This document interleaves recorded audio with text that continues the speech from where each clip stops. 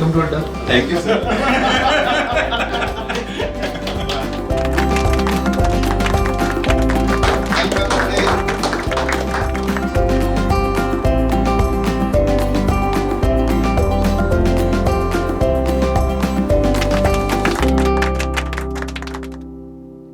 काफी टाइम से दृष्टि पे आपको देख रहे थे एक चेहरे की तरह की यूपीएससी पीसीएस एग्जाम का जो एक फेस दृष्टि का कहीं ना कहीं मीडिया पे आपको, तो हमें था कि वो प्रोडक्शन लेवल, मतलब हम लोग अपना कंटेंट इनोवेशन बहुत करते हैं, बट आपका कंटेंट देख के लगा कि हम और भी ज़्यादा आगे लेके जा सकते हैं इस चीज़ को अगर हम आपको अपनी टीम में शामिल कर लें। तो वहीं से कॉन्वर्सेशन स्टार्ट हुआ और धीरे धीरे बातों से बातें बनती चली गई। और पहली बार जब कॉल पर हमारी बातचीत वैसे हुई थी कि लंच करते हैं, मैं बेसिकली लंच में इंटरेस्टेड था। इस कंपनी के बारे में मैंने सुन रखा था ना, केवल मैं जानता नहीं था। ये पता था कि बहुत यंग लोग बहुत बड़ी चीज़ क्रिएट की है उन्होंने। तो मैंने एक दिन इनसे पूछा कि भाई आप सारे लोग अलाइंड हैं इस फैसले पर? आपका मैंने वैसे तो ज़्यादा नहीं देखा था, लेकिन एक बहुत पुराना वीडियो कभी शायद देखा था मैंने, जिसमें मुझे स्मरण है कि शायद वो उसमें आप कुछ बच्चों के साथ कुछ बात कर रहे थे। अच्छा कुछ ऐसे बात हुई कि पता नहीं किसी बच्चे का नाम शायद अमित शाह था। अच्छा। फिर वो हंसने लगे क्लास में, और वो शायद मेरे दिमाग में कुछ एक वो पुराना रह गया था, कुछ ऐसा कुछ। तो फिर उसके बाद वीडियो देखे आपके साथ। Okay okay. फिर देखा कि भाई वास्तव में मतलब जैसे न्यूज़ पढ़ते हैं या जो भी बहुत अलग तरह का कंटेंट है जो हमने कभी बनाया नहीं। तो बस फिर मेरा तो क्या था, मोहित ने जब सबने फिर कंपनी में डिसाइड कर ही लिया था, फिर मैंने कहा गो अहेड। तो मैं तो बेसिकली 2 साल पहले तक यूट्यूब पे कंटेंट देखता था।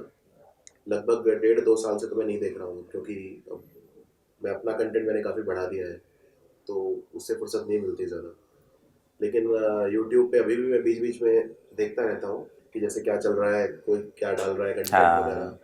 एक क्योंकि वो कंटेंट का जीन अभी भी है, अभी भी कंटेंट का वो है, तो वो था। फिर ऑब्वियसली हम भी चाहेंगे यहाँ पे जो कंटेंट की प्रोडक्शन क्वालिटी है वो काफ़ी अच्छी हो जाए, तो उसमें ऑब्वियसली आपका मेन रोल रहेगा ही। और बाकी आप एज अ टीचर भी आपके अंदर, क्योंकि वो टीचर वाली बात भी है, तो वो भी आप करते रहिए। जो भी आपको करना है, पूरी क्रिएटिव फ्रीडम तो हमारे यहाँ हमेशा ही रहेगी। तो कंटेंट पे हमारा डे 1 से ही बहुत ज़्यादा फोकस रहा है स्टडी IQ चैनल का। तो कहीं ना कहीं आपका कंटेंट देख के हम काफ़ी प्रभावित थे कि यार इस तरह की चीज़ स्टडी IQ चैनल पे क्यों ना करी जाए। और अब रिसेंटली हमने 12 मिलियन भी क्रॉस किए सब्सक्राइबर्स, तो उतनी जनता तक जो रीच है उस कंटेंट की वो होनी चाहिए। तो कहीं ना कहीं एक यूनानिमस डिसीजन ये बना कि हमें आपको ऑन बोर्ड करना चाहिए। मैं बताता हूँ कि मैंने क्यों ज्वाइन किया। जब मेरी मुलाकात हुई, जब आपका कॉल आया था, तो मैं ऑफिस में था, तो आपसे बातचीत करके ठीक लगा। और फिर बातचीत ये हुई कि हम इस बारे में बात नहीं करेंगे कि ज्वाइन करने और ना करने, हम लंच करेंगे बेसिकली। तो हमारी जो पहली मुलाकात थी, लंच की मुलाकात थी, और हमने ज़्यादा पनीर वगैरह पर ज़्यादा ध्यान दिया कि पनीर की क्वालिटी, ना कि कंटेंट की क्वालिटी पर बात करें, पनीर की क्वालिटी पर ज़्यादा ध्यान दिया। बट सेकंड मीटिंग हमने उसी समय ये किया कि हम लोग जल्दी मिलेंगे, कुछ आइडियाज़ पर बात करेंगे। और मेरे मन में था कि भाई क्यों, मतलब आप क्यों चाहते हैं कि यहाँ आए। इनके मन में भी कई सारी चीज़ें होंगी। तो हम लोग जब सेकंड मीट में बैठे, तो एक बहुत अच्छी वजह जो इन्होंने बताई, जिससे मैं इतना ज़्यादा परिचित नहीं था, तो इन लोगों ने बहुत अच्छी वजह बताई कि हमारा विज़न क्या है। और मैं स्टडी IQ के विज़न से 100% न सिर्फ सहमत हूँ, बल्कि उसमें कंट्रीब्यूट करना चाहता था। विज़न वो था जो अफोर्डेबल एजुकेशन का। वाकई जब इस बात पर मैंने जोर दिया कि यार ये विज़न है कि गांव-गांव में कोई इसलिए न पढ़ पाए या इसलिए तैयारी न कर पाए क्योंकि उसके पास पैसा नहीं है, तो ये विज़न वाकई मुझे, मेरे यहाँ आने की सबसे बड़ी जो वजह थी वो थी।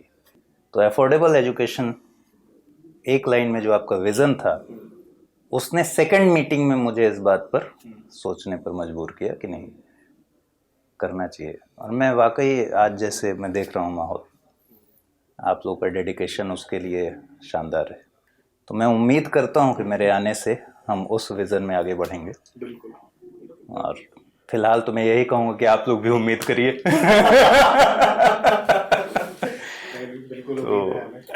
जल्दी ही कुछ मुझे लगता है कि अफोर्डेबल एजुकेशन में वर्ड और इम्पोर्टेंट है, affordable quality education. Quality education, right right right. क्योंकि क्या होता है ना, कई बार हम ये खुद अंडर एस्टिमेट करते हैं कि हम क्या हैं। जैसे एक ये नंबर नहीं है 12 मिलियन, क्योंकि 12 मिलियन मतलब हो गया 1,20,00,000। तो भारत की आबादी अलग अलग वो है, लेकिन चलो 140 करोड़ मान लेता हूँ, तो भी लगभग रफली मतलब ये हो गया कि हर 110 में एक इंडियन स्टडी IQ पे है। हाँ, अगर आप ठीक। कैलकुलेट करेंगे कि हर 110 इंडियन में एक यहाँ है, यानी आप ये समझिए। और ये आप चलिए ऐसे देखिए, कहीं आप किसी मंदिर में भी जाते हैं, भीड़ है, दर्शन का समय है, भीड़ हो रही है, 200 लोग खड़े हैं, तो उन 200 में भी 2 लोग स्टडी IQ पे होंगे, इसका मतलब। तो एक वो रेस्पॉन्सिबिलिटी बहुत ज़्यादा बनती है, अपॉर्चुनिटी के साथ साथ कई बार जिम्मेदारी सही का बात। भी। और दूसरी बात एक और बताता हूँ मैं आपको स्टडी IQ की, जो कहीं नहीं दिखेगी आपको, ज़्यादातर कहीं नहीं, मैंने नहीं देखी कम से कम। ये जो एक हमारा विचार है ना कि लोगों के जीवन में परिवर्तन लाना है, ये बहुत डीपली इनग्रेन्ड है। इतना डीपली है, मैं उसका एक एग्जांपल आपको देता हूँ, ठीक है। अभी मैंने पिछले 3 दिन में क्या करा है, ठीक है। मैंने व्यक्तिगत तौर पे मैंने त्रिपुरा के करंट अफेयर बनाए, नागालैंड के बनाए, अरुणाचल प्रदेश के बनाए। इन तीनों ही राज्यों का मेरा कोई कोर्स नहीं आता स्टडी IQ पे, कुछ बेचने के लिए नहीं है, ना इनका PCS कोर्स हमने अब तक लॉन्च नहीं किया। और इन पे व्यूज़ भी कितने आएंगे मैं आपको बता देता हूँ। मेरे को नहीं लगता 3-4 हज़ार से ज़्यादा व्यूज़ आएंगे, ठीक है। अभी मैंने केरला के करंट अफेयर डाले थे लास्ट मंथ, जिस पे 2500 व्यूज़ हैं। तमिलनाडु के डाले थे जिस पे 3000 व्यूज़ हैं, सिर्फ 3000। आंध्र प्रदेश के डाले थे जिस पे 4100 व्यूज़ हैं एक महीने में। और एफर्ट बहुत जाता है। अब आप एक स्टेट का करंट अफेयर बना रहे हैं पूरे 1 साल का, आप पहली बात कोई सोर्स तो है नहीं कि वहाँ से सीधा ले लिया, कॉपी कर लिया। आंध्र प्रदेश के करंट अफेयर ढूंढने पड़ेंगे, वो ढूंढने में समय जाएगा। और ये काम कर भी वही सकता है जिसे करंट अफेयर की नॉलेज है। क्योंकि अगर मैं ये काम किसी को कह दूंगा कि भाई तुम ये फला न्यूज़पेपर है या वेबसाइट है उससे आंध्र प्रदेश के करंट अफेयर वो कर लो, तो उसे ये नहीं पता कि कवर क्या करना है। ये तो एक टीचर को ही पता है ना, तो वो क्या कि कौन सी न्यूज़ इंपॉर्टेंट है। तो उसमें मैं एक स्टेट में मान लीजिए समझ लो कि 4 दिन की मेहनत होती है, ढूंढना, इकट्ठा करना, फिर इकट्ठा करके फिर उनमें से देखना क्या ज़रूरी है, फिर उनको वो करना, फिर उसको एक्सप्लेन करना, डालना, PPT बनाना, सब करना। लेकिन तो इसका मुझे कोई कमर्शियल बेनिफिट नहीं है, मोटी बात ये। ना मुझे केरला से कोई कमर्शियल बेनिफिट है, ना मुझे कोई अरुणाचल से है, ना नॉर्थ ईस्ट से। फिर भी मैंने बनाए हैं क्योंकि, और आपको हैरान होगा, पिछले साल जब मैंने लद्दाख के करंट अफेयर डाले थे, मुझे था कि चलो कोई 2-2.5 हज़ार व्यूज़ आएंगे, कोई बात नहीं। फिर भी मैंने बनाए, डाल दिए। अभी 20,000 व्यूज़ हैं उस वीडियो पे। और उसके नीचे आप कमेंट्स देखिए जरा, लद्दाख के बच्चों के। लद्दाख का भी मेरे पास कोई कोर्स नहीं है, लद्दाख PCS या कुछ नहीं है, ठीक है। उस पर आप बच्चों के कमेंट्स देखिए, मैं आपको ही कहूँगा, आप ही देखना खुद, बहुत ज़्यादा भाव विभोर कर देने वाले हैं। तो एक वो कहानी मुझे याद आ जाती है कि जैसे एक बार एक आदमी एक उस पर चल रहा था बीच के किनारे, और वहाँ पे बहुत सारी जो मछलियाँ हैं, क्योंकि जब लो टाइड आती है तो पानी जल्दी रिसीड हो जाता है और मछलियाँ जो है फंस जाती हैं बीच के ऊपर। तो वहाँ पे बहुत सारी मछलियाँ ऐसी पड़ी थी जो तड़प रही थी। तो वो क्या कर रहा था, एक मछली को उठाता और पानी में डाल देता। तो किसी ने उससे कहा कि भाई तुम ऐसे लाखों मछलियाँ पड़ी हुई हैं, तुम कितनों को डाल पाओगे? तो वो बोला, देखो जिसको मैंने वापस उठा के पानी में डाल दिया उससे पूछो। Yes, right. तो एक वो वाली बात है ना कि किसी के लिए तो तुम सिर्फ एक नंबर हो, लेकिन किसी के लिए तुम पूरा वर्ल्ड हो। यस। तो अब जो नागालैंड का PSC का एग्जाम है, और अभी अरुणाचल का पोस्टपोन हो गया है, अरुणाचल PSC उसको बोलते हैं APPSC CE, उस एग्जाम को। उन बच्चों से पूछो कि उनकी क्या अहमियत है। वो बच्चे 3000 ही हैं, लेकिन उनको कैटर करने वाला कोई नहीं है। आज आप भी YouTube पे सर्च करना, लिख के नागालैंड करंट अफेयर, देखा क्या रिजल्ट आते हैं। अरुणाचल करंट अफेयर, त्रिपुरा के तो फिर भी 2-4 चैनल मेरे ख्याल से। तो वो जो एक देने का जो भाव है कि लोगों के जीवन में जो परिवर्तन लाना है, वो बहुत डीपली इनग्रेन्ड है हमारे अंदर। और वही मिशनरी ज़ील है, मैं कहूँगा, जो हमें शायद यहाँ तक लाने में। और दूसरी बात, अफोर्डेबल एजुकेशन। देखो, ये शब्द ना थोड़ा सा ट्रिकी है। अफोर्डेबल ट्रिकी इसलिए है कि किसी कोई डेफिनेशन नहीं है। जो मेरे लिए अफोर्डेबल हो सकता है वो आपके लिए नहीं हो सकता, जो हो सकता है आपके लिए अफोर्डेबल है। ठीक। अब क्या हुआ, जब हमने यूपीएससी का कोर्स लॉन्च किया था तो एक मार्केट स्टैंडर्ड के हिसाब से रखा था कि मोटा मोटी दिमाग में ये था कि जो दूसरे दे रहे हैं जिस पे, हम एक 10वें दाम में देंगे। ठीक। तो दिल्ली में कोई भी कोचिंग ले लिया हमने, जैसे वाजीराम ले लिया या जो भी कोचिंग है फेमस, हमने देखा कि भाई वहाँ पे सारी चीज़ें मिला दो, प्री मेंस ये वो सब मिला मिलू के, तो कितना खर्चा बच्चा करेगा वहाँ पे। रहने वहने का तो अलग है, तो भूल जाओ। तो कुछ एक शायद 1.5 लाख के आसपास कोई कुछ फिगर रहा होगा। तो हमने 15,000 में लॉन्च किया था यूपीएससी का कोर्स, 15 से 20 की रेंज में था डिपेंडिंग ऑन वैलिडिटी, एक 10वें उसमें। अब तो और कम कर दिया है। और स्टेट पीसीएस में भी अब सिर्फ 5,000 रुपये में प्राइस हमने कर दिया है, और ज़्यादा अफोर्डेबल बना दिया है, अच्छा। Ultra affordable. तो वही है कि मेरे को लगता है 5,000 तो शायद हर कोई पे कर सकता है, और मेरे को लगता है अगर कोई 5,000 भी पे नहीं कर सकता, उसके लिए भी बहुत कंटेंट है जो फ्री में डालते हैं। हाँ। मेरे को लगता है आज वो वाली बात है ना कि व्यक्ति साधना से महान बनता है, साधनों से नहीं। और आज यूट्यूब पे बहुत साधन अवेलेबल है। अगर किसी को सच में तैयारी करनी है ना, तो आज ये शिकायत उसे नहीं होगी कि कंटेंट नहीं है। कंटेंट नहीं, सही बात, बिल्कुल। ठीक है, हाँ, उसका फेवरेट टीचर हो सकता है उसे ना मिले, कोई बात नहीं, लेकिन किसी ने कुछ ना कुछ उतना दे दिया होगा कि जब आप किताब में पढ़ने बैठेंगे ना, तो कहीं आप फंसे तो वो डाउट आपका क्लियर हो जाएगा। इतना कंटेंट तो है कि कहीं भी समझने के, आपको कोई टॉपिक समझाने के लिए कुछ वो होगा कंटेंट, उतना तो यूट्यूब पे है। आप सर्च मारोगे, ऑब्वियसली कई टॉपिक पे ज़्यादा वीडियो मिलेंगे। आप वर्ल्ड वॉर सर्च करोगे तो 10,000 वीडियो आ जाएंगे। और अगर आप कुछ बहुत छोटा, पाल दादा मैसेकर या बिहार में जो तारापुर मैसेकर हुआ था, उसको डालोगे तो शायद 2-3 ही वीडियो आएंगे, पर आ जाएंगे, कोई ना कोई कवर कर लेगा। तो मुझे लगता है कि श्रेय यूट्यूब को जाना चाहिए सबसे पहले तो। हाँ, बिल्कुल बिल्कुल। क्योंकि क्या होता है ना एक कि रिवॉल्यूशन। हम सब अपने अपने वो गाते रहते हैं। जैसे आप एक मार्केट में जाएंगे तो हर मिठाई वाला लिखता है बेस्ट हम है, तो उसमें कुछ गलत भी नहीं है, ऐसी दुनिया चलती है। हम भी कहते हैं हम बेस्ट हैं, दूसरी कंपनी कहेगी वो बेस्ट है, तीसरी कहेगी वो बेस्ट है, लेकिन तुम सारे हो कहाँ पे? एक मंच पे हो, कम से कम उसको तो पहले क्रेडिट दो। और दूसरी बात, यूट्यूब पे, क्योंकि मैं ऑफलाइन में भी था, मुझे पता है वो कितनी चोट लगती है जब आप एक दुकान किराए पे लेते हैं, आप पैसा देते हैं, आप फिर 20 दिन काम करते हैं कि पहले उस किराए को निकालो, यानी आप पहले ही माइनस में शुरू करते हैं क्योंकि आपको रेंट देना है। यहाँ पे यूट्यूब ने हमें 0 रुपये में एंटरप्रेन्योर बना दिया कि यूट्यूब ने जो मंच दिया है, कोई पैसा नहीं ले रहे हो, कोई होस्टिंग का खर्चा नहीं, कुछ नहीं। इसलिए आप इतने सस्ते पर या इतने अफोर्डेबल रेट पर बेस्ट क्वालिटी मटेरियल दे भी पा रहे हैं। दे पा रहे हैं, सही बात। एक यूट्यूब बड़ा रीज़न है, नो डाउट। नो और डाउट। यूट्यूब पे क्या है कि इतने और पहले से लोग हैं, तो खोजते खोजते हमें आ ही जाते हैं। हाँ, सही क्योंकि बात। आज भी हम देखते हैं तो मेरे ख्याल से I think 25-30% traffic suggested video से आता है।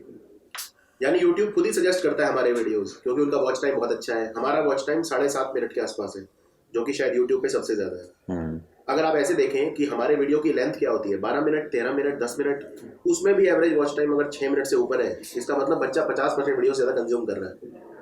इसी से पता चलता है कि कंटेंट में दम है।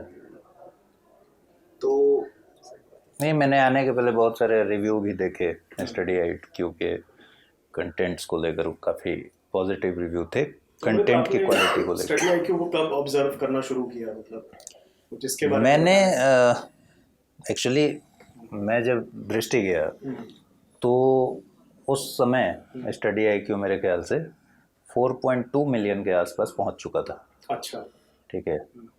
तो मैं उस समय देखा करता था कि क्या क्या ट्रेंड, क्योंकि आप लोग निश्चित तौर पर स्टडी IQ ही था उस समय, एक आध और कंपनियां होंगी, और हम तो स्टार्ट ही कर रहे थे, तो हमारे पास अभी यूट्यूब पर कोई ऐसा प्लेटफॉर्म नहीं था। तो मेरा जो केस स्टडी एक तरह से समझिए स्टडी IQ ही रहा है। तो काफ़ी अच्छा था। मैंने कई सारी चीज़ें उस समय रीड की, इनफैक्ट आप लोगों का पैटर्न भी रीड किया। मैं उस समय से आप लोग से थोड़ा बहुत परिचित भी हूँ, सारे लोगों से। तो ऑब्जर्व करते करते ये नहीं पता था कि एक दिन मैं स्टडी IQ के साथ में रहूँगा। विज़न को लेकर मुझे इतना आइडिया नहीं था। जब मैं आप लोगों से मिला तब जाकर ये आइडिया लगा कि आप अफोर्डेबल एजुकेशन को लेकर, उसमें क्वालिटी मटेरियल देने को लेकर इतना ज़्यादा टीम काम कर रही है। मुझे एक कंपनी के बतौर था आइडिया। इस लेवल पर, वॉर लेवल पर आप लोग ये सोचकर आगे बढ़ रहे हैं, ये आइडिया नहीं था। और इसीलिए पहले मैं पनीर पर यही बात रह गई, और दूसरे में फिर जब ये बात आई तब जाकर लगा कि नहीं, ये ठीक है कि इसमें कंट्रीब्यूट करना अपने आप में एक कॉज है। बाकी बीच बीच में जब आप किसी चैनल को चला रहे होते हैं, उसको रन करा रहे, उसका मैनेजमेंट संभाल रहे होते हैं, तो बाकी चैनल्स को इंसान देखता है। तो मैं देखता रहा हूँ शुरू से, मेरी आदत थी, मैं रोज़ रात में कुछ चैनल्स को रीड करता था कि भाई कैसे चल रहा है, क्या रिक्वायरमेंट्स, क्या नया करने की ज़रूरत है। तो अंडर ऑब्जर्वेशन शुरू से रहा है। तो अभी अमृत आगे का आप मतलब कैसे सोचते हैं कि स्टडी IQ यूट्यूब चैनल को नेक्स्ट लेवल पर कैसे देख रहे हैं? मैं जो समझ पा रहा हूँ कि मेरे आने के बाद से अगर कुछ वैल्यू एड ऑन होगा, वो है कि हम कितना स्टूडेंट्स फ्रेंडली बना पाएंगे अपने वीडियोस को और कंटेंट को। तो उसमें कुछ प्रोडक्शन क्वालिटी, जैसा कि हम लोगों ने जिक्र भी किया, प्रोडक्शन क्वालिटी भी उसका इम्प्रूव करेंगे, क्योंकि मेरा पूरा बैकग्राउंड रहा है मीडिया का। और साथ में मेरा मानना है कि जब बच्चा सुनता है, जैसे मैं एक प्रोग्राम ऑडियो में किया करता था, उसका बहुत शानदार रिस्पांस था, जबकि ऑडियो के प्रोग्राम्स जनरली लोग उतने अच्छे से उस समय वो नहीं करते थे। हाँ, उनको देखने में ज़्यादा इंटरेस्ट था। तो मैंने बहुत सारे उसमें मॉडिफिकेशंस किए थे, मॉड्यूलेशंस किए थे। जैसे मेरे अपने बोलने की रफ्तार तेज़ है वॉइस ओवर में, जो पहले किया करता था, या फिर जिस इंडस्ट्री से आया था वहाँ की रिक्वायरमेंट अलग थी। बट मैंने स्टूडेंट्स के लिहाज से उसमें बहुत ज़्यादा ठहराव शुरू किया, और उसका रिस्पांस बहुत अच्छा मिला। मतलब बच्चे शुरू में मुझसे जुड़े हुए थे, जो वो मेरी आवाज़ से जुड़े हुए थे। एक सेमिनार में एक IAS सेलेक्टेड हुए थे, उनके साथ एक सेमिनार में पहली बार ये हुआ कि मैं स्टेज पर गया, तो मैंने कहा कि भाई उसी प्रोग्राम का नाम लेकर कि इस प्रोग्राम में आपका स्वागत है। तो बच्चे पहचान गए कि अच्छा ये तो फर्स्ट अपीयरेंस वो था। प्रोडक्शन में इस तरह की चीज़ें अगर हम एक्सपेरिमेंट करते हैं, क्योंकि स्टूडेंट्स फ्रेंडली हम जितना अच्छा बनाते हैं उसको, जितना स्मूथ बनाते हैं, और जितना धीरे धीरे क्वालिटी हम ऐसा बनाएं जिसमें कुछ एनिमेशंस लेके आए, कुछ जो कि ऑलरेडी हमारी टीम यहाँ कर रही है, इसमें डाउट नहीं। कोर्स में क्या कंट्रीब्यूट किया जा सकता है, तो ओवरऑल मेरे ख्याल से बच्चों के लिए बहुत ज़्यादा अच्छा हो जाएगा। मतलब उनको और ज़्यादा इंटरेस्ट आएगा, और उनको पढ़ाई बोझ की तरह नहीं लगे। असली तो बात ये है कि तैयारी भी हो और एंजॉयमेंट के साथ तैयारी हो, हंसते खेलते तैयारी हो, और हंसते खेलते ऑफिसर्स बने। ठीक है, हमारा तो विजन यही है। यूपीएससी की तैयारी है भी हाँ, बहुत बीच में बहुत उतार चढ़ाव भी है, कई बार तनाव चरम पे हो जाता है। तो हम लोग वैसा कुछ करेंगे जिसमें बच्चे दोस्त समझें स्टडी IQ को, और दोस्त के साथ तैयारी करें, ना कि किसी कोचिंग के साथ, है ना। अमृत, जैसे आप मीडिया जगत से आए और एजुकेशन इंडस्ट्री में अब आपको काफ़ी टाइम हो गया, तो आप कैसे कंपेयर करते हो, और यहाँ आपकी जर्नी कैसी रही, absorption into the education industry from media? मेरा इधर आना संयोग रहा केवल, क्योंकि मतलब मेरी तबीयत ख़राब हुई थी बेसिकली। मैं बेड रेस्ट पे था, पहले डॉक्टर ने 2 महीने का, फिर 3 महीने का, फिर 6 महीने का, कि 6 महीने लिवर में इन्फेक्शन हो गया था, तो 6 महीने का बेड रेस्ट था। उस ड्यूरेशन में मैं किताबें पढ़ता था, तो जो किताबें हाथ लगी, मेरे सिस्टर ने UPSC का इंटरव्यू दिया था, और 2 बार, और क्लोज काफ़ी रह के उनका नहीं हो पाया, वो भी केंद्रीय विद्यालय में, लेकिन बहुत क्लोज पहुंच कर नहीं हुआ, और वो बहुत ब्राइट स्टूडेंट थी। उनकी किताबें पढ़ी हुई थी, और वो उनकी पोस्टिंग उस समय पुणे में थी, पुणे में खड़गवासला, जहाँ NDA है। तो NDA वाला माहौल ऐसा था जिसमें बेड रेस्ट करने के लिए बेस्ट जगह कि पूरा ग्रीन है एकदम। तो वहाँ मैं रिकवरी मोड में चल रहा था, और किताबें पढ़ने के लिए वही थी। तो मैंने बिपिन चंद्रा, अच्छा। और ये सब किताबें उठा ली। अभी तक की पढ़ाई लिखाई में ना मेरा इधर ओरिएंटेशन नहीं था। मतलब मैंने बिपिन चंद्रा को पढ़ते हुए फील किया कि यार हिस्ट्री इतने इंटरेस्टिंग वे में प्रेजेंट किया गया है। फिर मैंने उसको कंटिन्यू किया। अच्छा। फिर मैं दिल्ली आया तो विकास देवकीर्ति सर के पास मुलाकात हुई। तो उन दिनों वो पॉलिटी पढ़ा रहे थे, तो मुझे उसमें और ज़्यादा इंटरेस्ट था, क्योंकि हम लोग डिबेट प्रोग्राम जब मीडिया में करते हैं तो जैसे केशवानंद भारती मामला पहली बार जब मेरे कान में पड़ा था तो उसकी उतनी अच्छी जानकारी नहीं थी मेरे पास। जब पॉलिटी पढ़ना शुरू किया तो उसकी बहुत शानदार जानकारी हो गई और उसका डायरेक्ट फ़ायदा मिलने लगा मुझे। ये पूरा एरिया मुझे इतना इंटरेस्टिंग लगने लगा कि मैं सारे सब्जेक्ट्स को अच्छा उस लेवल पर पढ़ना चाहता था कि भाई यूपीएससी के लेवल पर। तो मैं जिस मुकाम पर था मेरे पास अटेम्प्ट के लिए समय कम था। अच्छा। बट सर से बातचीत हुई तो उन्होंने कहा कि कुछ तो टारगेट रख लो कि भाई ताकि इसी को कंप्लीट कर लो एटलीस्ट। और उसी समय सिलेबस आपको ध्यान पर होगा चेंज हुआ था पूरा। तो एक बात वो हमेशा कहा करते थे कि इस पूरे सिलेबस चेंज के बाद कोई यूपीएससी तैयारी करके भले आईएएस बने ना बने, इंसान तो बेहतर बन जाएगा। तो मैंने उसको बहुत सीरियसली पूरे कोर्स को किया, पढ़ा। और फिर मेरे दिमाग में ये बात आने लगी कि हिस्ट्री अगर कोई इतने अच्छे से लिख सकता है तो हम इसको अगर मीडिया वाले नॉलेज को इसमें इनपुट डाल दें या करंट अफेयर्स पर कंटेंट इस तरह से रेडी अगर किया जा सकता है रीडिंग मटेरियल कैटेगराइज्ड वे में, तो मैं अगर इसको प्रोडक्शन के साथ जोड़ दूं तो फिर बच्चों को इसका जो इम्पैक्ट इस पर पड़ेगा बच्चों पर और जो फ़ायदा मिलेगा वो मेरे ख्याल से बहुत शानदार होगा। तो मैंने पहला प्रयोग ऑडियो वाले प्रोग्राम के साथ किया जो कि बहुत शानदार रहा।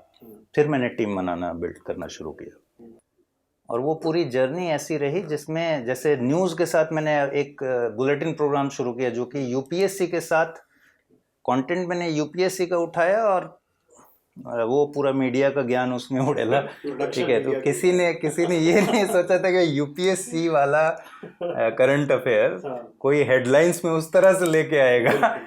तो और मज़ा भी आता था क्योंकि दोनों तरफ जुनून था। एक तो इधर हो गया था अपना नया और मीडिया वाला तो मेरे में अंदर था ही।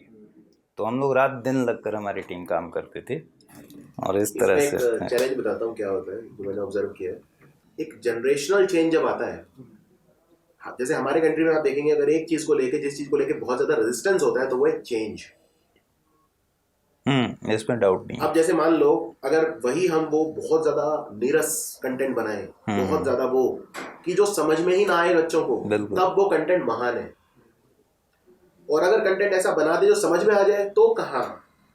जैसे क्या होता है अगर मैं कोई किताब पढूं, जैसे चेतन भगत को गाली पड़ती है, क्यों गाली पड़ती है? क्योंकि उसकी इंग्लिश समझ में आ जाती है, तो वो एलीट कम है, तो मतलब उसकी कोई इज्जत नहीं है। लेकिन अगर मैं सलमान रश्दी की किताब उठाऊंगा जो मेरे को समझ में ही नहीं आएगी तो वो महान है, क्योंकि वो मेरी औकात से ऊपर है, इसलिए वो महान है।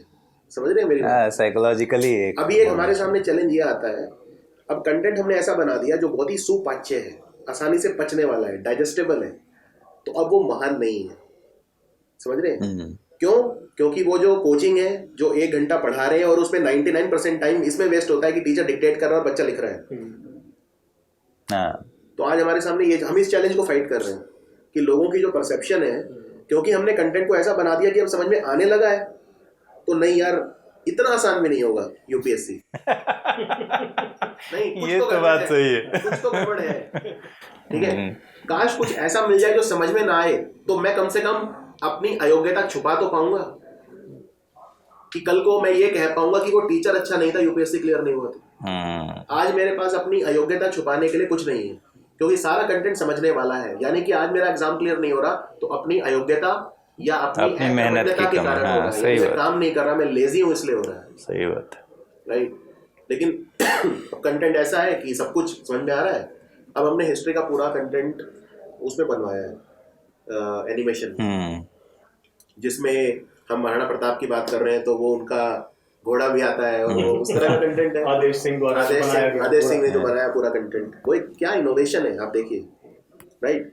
एक वो बचपन में सुनते थे ना कि वो उनका घोड़ा था चेतक, हाँ, कि वो आगे पड़ी नदी अपार, घोड़ा कैसे उतरे पार, जब तक राणा ने सोचा इस पार, तब तक चेतक था उस पार। हाँ, ये अतिशोक्ति अलंकार पढ़ते थे हम, हाँ, कि मैया मैं तो चंद्र खिलौना ले हो, याद है। तो वो जो कंटेंट हमने बनाया है, उसको जब बच्चा देखेगा ना, तो वो कहेगा यार समझ में तो आ गया सब कुछ, पढ़ भी लिया, सब कुछ हो गया, लेकिन इतना आसान नहीं लेकिन हो इतना सकता। आसान तो नहीं। ठीक है, इतना सही आसान तो नहीं होगा, कुछ तो गड़बड़ है। तो मेरे को लग रहा है आज हम इस परसेप्शन को फाइट कर रहे हैं, हाँ, ठीक है। और दूसरी बात एक और है, हमारा कंटेंट अब 10,000 में बिक रहा है, 15,000 में बिक रहा है यूपीएससी का। दिल्ली की कोचिंग 2 लाख, 1 लाख, जो भी। और जो ये एडटेक कंपनियां हैं जो क्रिकेटर को हायर करती हैं पब्लिसिटी के लिए, अब क्रिकेटर को भी तो पैसा देना है। एक बार मैंने ट्वीट किया था कि जब आप किसी क्रिकेट खिलाड़ी को हायर करते हो अपनी कंपनी को प्रमोट करने के लिए, वो भी एजुकेशन वाली, या आप उसमें वीडियो बनाते हो, या वो क्रिकेट खिलाड़ी का एक बहुत महंगा वीडियो बनता है जिसमें वो ट्रेन उसके सामने धराशायी हो जाती है, या जो भी होता है, तो बस एक ही समाज में बदलाव आता है कि 10,000 का कोर्स 1 लाख में बिकता है। तो वो लोगों के पहली बार था कि किसी ने उनको हेड ऑन लिया। ये जो कंपनियां जो महंगा कंटेंट बेचती हैं, या लोन के साथ टाई अप रहता है, कि जहाँ पे आप पेरेंट्स को ये दिखाओ कि आपका जो बच्चा है वो बिल्कुल बेवकूफ़ है। और पेरेंट्स तो वैसे ही हमारे डरे हुए रहते हैं सारे, हमारे भी पेरेंट्स डरे हुए रहते थे शिक्षा को लेके। तो उनको ये दिखाओ कि आपका बच्चा जो है बिल्कुल बेवकूफ़ है, अपने सेल्स वालों को ऐसे ट्रेन करो, और फिर वो बहुत और डर जाएंगे। फिर उनको कहो घबराइए मत, हमारा ये कोर्स है 1 लाख रुपए का है सिर्फ। पेरेंट्स कहेगा मेरे पास 1 लाख नहीं है, कोई बात नहीं, मेरा बजाज फाइनेंस से टाई अप है, ठीक है, तुरंत 2 मिनट के अंदर लोन अप्रूव होगा, और हो भी जाता है प्री अप्रूव्ड लोन, और उनको फंसा के भेज दो 2 लाख में। तो एक परसेप्शन ये भी है कि भाई स्टडी IQ का कोर्स अगर 10,000 या 15,000 में मिल रहा है, तो वो कोचिंग 1.5 लाख ले रही है, इसका मतलब इनका कहीं हल्का माल तो नहीं है। यही हमारे होता है, यही समाज में मैंने देखा है कि अगर मेरा जूता मान लो 2,000 का है और कहीं 10,000 की कोई कंपनी है, तो इसका मतलब 10,000 वाला ज़्यादा अच्छा है। तो मेरे को लगता है हम सबके सामने ये चैलेंजेस आएंगे। आप अभी नए आए हैं हमारी कंपनी में, तो मुझे लगता है ये चैलेंज तो आप भी फाइट करेंगे। ये जो अफोर्डेबल एजुकेशन कहना आसान है, लेकिन अफोर्डेबल एजुकेशन चैलेंजिंग है, इसमें कोई डाउट लेकिन अफोर्डेबल एजुकेशन जो दे रहा है वो किन कांटों के साथ सोता है, ये सिर्फ वही जानते हैं। बिल्कुल बिल्कुल। तो ये चीज़ है, बस यही मेरा कुछ एक्सपीरियंस है जो आपके साथ शेयर आज मैंने किया। बाकी तो हम जब साथ काम करेंगे ऑब्वियसली आप देखेंगे कि हाँ, सही बात। नहीं, ये इससे मैं अग्री करता हूँ, ये साइकोलॉजिकल एक है परसेप्शन जिससे फाइट करना पड़ेगा। तो मैं स्वागत है वैसे तो थैंक यू। और मैंने आप देखा था आपका एक वीडियो अभी पीछे वायरल हो गया था, 4 लाख 5 लाख लोग देख चुके थे। तो आप जब ये अनाउंस करेंगे कि आपने स्टडी IQ ज्वाइन कर लिया है, वो भी वायरल हो जाए तो ज़्यादा अच्छा है। क्योंकि क्या होता है कि ये जो छोटे चैनल है या जो थोड़े, ये इनको मसाला मिल जाता है कि वहाँ क्यों छोड़ा, कुछ लड़ाई हुई होगी, कुछ वो हुई होगी। अब पिछले साल हमारे कई टीचर छोड़ गए थे, तो आप मेरे ख्याल से 100+ वीडियोस अपलोड हुए थे। तो ये लोग क्या करते हैं, थंबनेल पे मेरा फोटो डाल देते हैं, ठीक है, और जो टीचर गया उसका डाल देते हैं, और फिर टाइटल डालेंगे घमंडी गौरव ने उसको कैसे लात मारी। अच्छा, और टीचर जो उसमें होगा वो प्लीज मुझे मत निकालो। थंबनेल पे टीचर का फोटो रहेगा और नीचे लिखा रहेगा प्लीज मुझे मत निकालो, और मेरी फोटो रहेगी ऐसे करते हुए निकल जा। और उसमें 1 लाख व्यूज एक दिन में आ जाएंगे। 1 लाख व्यूज आ जाएंगे मतलब वो यूट्यूब से जो भी वो तुरंत क्विक कैश या जो भी मिल जाएगा।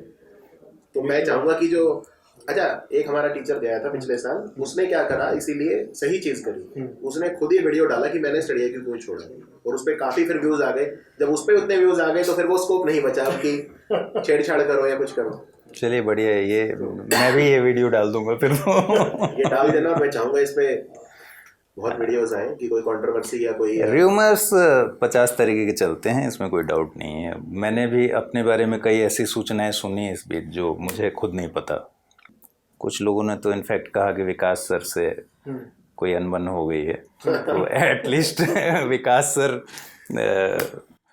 का जिस लेवल पर सम्मान है ये सब तो बड़ी अजीब सी बातें हैं, सुन के भी बहुत अजीब लगता है कि सर ऐसे क्या ही है। तो असल में आजकल हर व्यक्ति एक जंग लड़ रहा है, और वो जंग है कि दिमाग बहुत तेज चलने लगा है। तेज से मतलब यहाँ पे ये नहीं है कि वो बहुत बुद्धिमान हो गया है या उसमें विजडम बहुत आ गई है, वो बोर जल्दी हो जाता है, उसे हर वक्त स्टिमुलस चाहिए।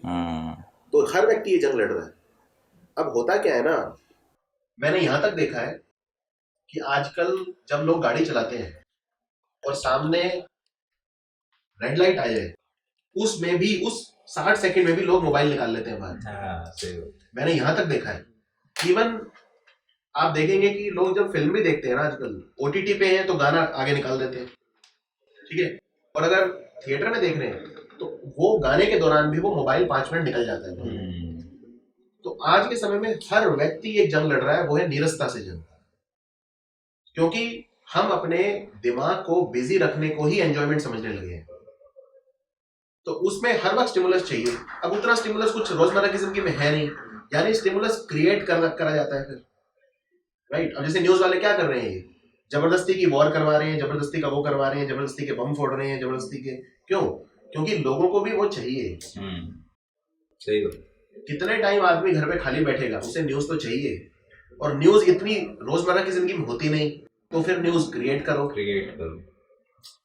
अब यूट्यूब पे भी आप देखेंगे जो सेंसेशनल कंटेंट आता है इतना ज्यादा, राइट, इतना ज्यादा सेंसेशनल कंटेंट आता है कि मतलब कोई सीमा ही नहीं। तो मुझे लगता है कि जो डिजिटल मीडिया है ना, या एडुटेक जिसे हम कहते हैं, इसने जो अच्छे बच्चे हैं उन्हें और अच्छा बना दिया है, रादर देन कि जो हल्का बच्चा है उसे प्रोपेल किया है। क्योंकि हल्का बच्चा आज भी उन्हीं चीजों में फंसा हुआ है, अब बल्कि और फंस गया है, क्योंकि उसके सामने और ज्यादा विकल्प और ज्यादा डाइवर्सिटी, विविधता इस तरह के कंटेंट की आ गई है। तो मुझसे पूछा गया था कॉन्फ्रेंस में, यूट्यूब ने इन्वाइट किया था कि एड्यूटेक ने आपके हिसाब से कितना परिवर्तन लेकर आया है। मैंने कहा परिवर्तन तो आया है, पॉजिटिव आया है, सब कुछ है, लेकिन एड्यूटेक हैज मेड, या free content has made the good into better and not the poor into good. ये बदलाव से भी आप देखेंगे धीरे धीरे, जब आप और वीडियोस बनाएंगे तो ये चीज आप कमेंट्स में भी देखेंगे लोगों के। बिल्कुल बिल्कुल। हल्का बच्चा आज और ज्यादा हल्का हो गया मेरे ख्याल से, क्योंकि इतना वो खो गया है चीजों, उसको पता ही नहीं कि क्या। लेकिन जो अच्छा बच्चा है उसके सामने और ऑप्शंस आ गए हैं, तो वो और अच्छा हो गया। तो एक चैलेंज ये भी आएगा, और जो हम वो 80-20 वाला रूल नहीं है, किसने, अरिस्टोटल ने, किसने, प्लेटो ने, वो इसमें भी है और आने लग गया है वो 80-20 वाला। तो फायदा वही है कि जैसे 20% लेंगे जो है 80% वो हो जाएंगे। और इवन यूट्यूब पे भी आप देखें, हमारे जो 80% कमाई होती है चैनल पे, वो शायद 20% वीडियो से होती है। तो ये 80-20 वाला एटेक में भी अप्लाई होता है। बिल्कुल सही बात है, ये भी एक चैलेंज है। गौरव ने जो मीडिया की बात भी कही, मेरे को लगता है मीडिया IQ एक काफी इंपॉर्टेंट रोल इस चीज में भी प्ले कर रहा है कि जो गैप मीडिया इंडस्ट्री में आ गए हैं, हाँ, ये इन टर्म्स ऑफ इंफॉर्मेशन देने में, बिल्कुल, उसको भी हम इनफैक्ट अच्छी खासी तादाद है लोगों की जो इस प्लेटफॉर्म से न्यूज की भरपाई कर रहे हैं। हाँ, मतलब उनको पता है कि ये ऑथेंटिक बातें होंगी और इसमें बहुत आज 12 मिलियन सब्सक्राइबर हुए। मेरा ट्वीट देखना मैंने क्या किया है, उसमें मैंने क्या लिखा है। मैंने लिखा है कि आने वाले समय में पहले तो मैंने आभार व्यक्त किया, और आभार व्यक्त मैंने सिर्फ स्टूडेंट्स का नहीं किया है, एस्पिरेंट्स का नहीं किया है, क्योंकि 50% व्यूज तो उनके आ रहे हैं जो इसको न्यूज चैनल की तरह देखते हैं। तो मैंने लिखा है कि may be keep serving the evolving aspirations of the audience which includes casual viewers and aspirants. तो इस ट्रस्ट को भी हमें कहीं ना कहीं आगे लेकर जाना है, और उसका दारोमदार जो है हम सब पे है। इनफैक्ट सब सर्व करते रहे। सब ज्यादा रिक्वेस्ट तो यही आती है कि आप अपना न्यूज चैनल स्टार्ट करो। ये जो थोड़ा सा पॉलिश्ड वो है ऑडियंस, मान लो IT में जॉब कर रहा है, पूरे दिन बाहर, आप जानते हैं जॉब में कितना होता है, रात को घर आया, अब उसके पास वो टाइम नहीं है कि वो किसी चिल्लाते हुए एंकर को सुने, 1 घंटे की हिंदू मुसलमान डिबेट देखे, वो देखे। उसे पता करना है कि क्वालिटी क्या, एग्जैक्ट क्या हो रहा है, राइट। तो वो 10 मिनट में कहीं मिल जाए, उसके लिए वो अब स्टडी IQ देख रहा है, या उसके लिए वो जो दूसरे चैनल है इस तरह के बहुत आ गए हैं मेरे ख्याल से, तो वो उस तरह की मीडिया देख रहा है। लेकिन वो स्केल करना और उन लोगों तक पहुंचना जो नॉन डिजिटल है, जैसे हमारे पेरेंट्स हैं, वो अभी न्यूज़ चैनल ही देख रहे हैं, और न्यूज़ चैनल से बताऊँ तो चलिए उस जनरेशन से रहा है। न्यूज़ चैनल अब धीरे धीरे इररिलेवेंट हो रहे हैं। तो मेरे को लग रहा है आने वाले आज से आप 10-15 साल में देखेंगे तो मुझे नहीं लगता न्यूज़ चैनल्स कोई बहुत ज़्यादा बचेंगे। जब हम 45-50s में पहुंच जाएंगे तो, क्योंकि हमारा वो उस तरह का वो है नहीं, तो न्यूज़ टीवी बस उसलिए बचेगा कि किसी ने मैच देखना, मैच वगैरह भी अब शायद हॉटस्टार हाँ सब देख ही रहे हैं OTT तो प्लेटफॉर्म टीवी पर। के फ्यूचर को लेके सच बताऊं तो मैं बहुत ज़्यादा आश्वस्त नहीं हूं। आज मॉर्निंग में ही मैंने यहाँ अभी शिफ्ट किया ना, तो मॉर्निंग में मैं वाईफाई लगवा रहा था, तो एक दोस्त और है मेरे साथ, उनके घर केबल टीवी का वो वायर देखा मैंने, केबल देखा, नहीं क्यों लगवाया भाई क्योंकि पिछले 2 साल से मैंने किसी इससे नहीं, DTH वगैरह से यूज़ नहीं किया है मैंने, सब OTT पर ही देखा है, तो न्यूज़ भी आ जाता है, सब कुछ एंटरटेनमेंट इंफोटेनमेंट सब कुछ है, तो ये तो बात सही है। फास्ट चेंजिंग बहुत बहुत बहुत। परसों मैंने 6 महीने के बाद टीवी खोला था, हाँ, वो भी एक वो मैच था रियल मैड्रिड और उसका मैनचेस्टर सिटी का। 6 महीने के बाद मैंने टीवी खोला था देखने के लिए, और मुझे ये था कि यार कहीं ऐसा ना हो कि टीवी खोलूं और वो रिचार्ज ना हो, नहीं, हाँ रिचार्ज लेकिन वो या आउट ऑफ सर्विस हो। आउट ऑफ सर्विस यही होता है कि जब देख रहा हो तब वो आउट ऑफ सर्विस होता है। सही बात। चलिए इसको फिर जर्नी को आगे बढ़ाते हैं मिलकर, ठीक है। Thank you very much, thank you very much भाई अभी कोविड गया नहीं है कि हाथ मिला रहे हैं।